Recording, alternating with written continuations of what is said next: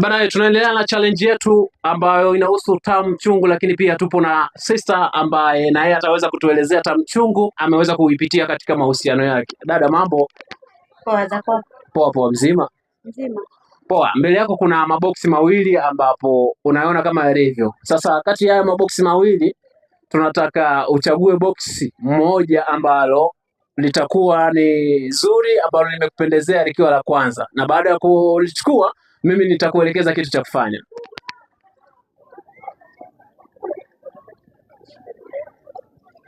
Hapo basi, amechagua boksi dogo ambalo liko hivyo, atafunua ili tuweze kuona ni kitu gani ambacho amejishindia yeye kama yeye. Bana, tunaomba ufunue kidogo, funua juu ili kamera yetu iweze kukumulika hapo. Funua. Yes, kitu ambacho ameweza kukikuta humu, tunaomba utoe. Unatoa, kameramani nafikiri unaona.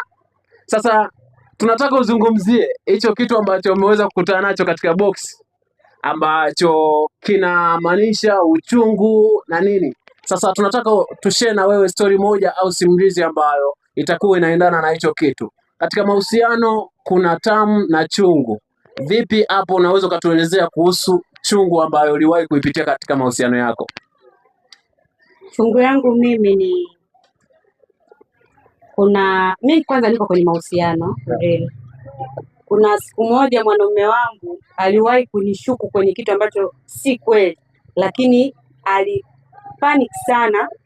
Yaani nikajaribu kumueleza kwamba hicho kitu hakiko hivyo, lakini huwezi amini tulikasirikiana, yani hivyo tulijikuta tumenuniana kwa kitu ambacho sio kweli. Yaani alinilazimisha nikubali kitu ambacho sicho. Yaani alinihisi tu vibaya, yani hiyo ndio ilikuwa chungu kwangu.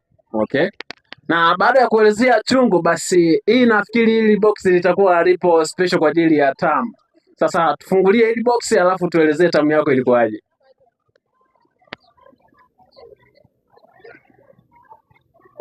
Yes. Hii kama mnavyoona mbele yetu ya kamera, hii ndiyo tamu. Sasa anaweza katuelezea tamu yake ilikuwaje katika mahusiano yake. Kiukweli mimi tamu yangu ni mwanaume wangu, na namuona ni mtamu zaidi kwangu kwa sababu kwanza yuko huru na mimi, popote pale tunapokuwa hajawahi kunitenga. Akiwa na watu anatamani kila mtu ajue kwamba huyu ni mwanamke wangu.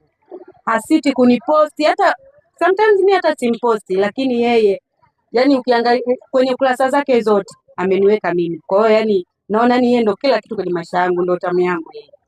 Bana, ameweza kushare na sisi story ambayo inahusiana na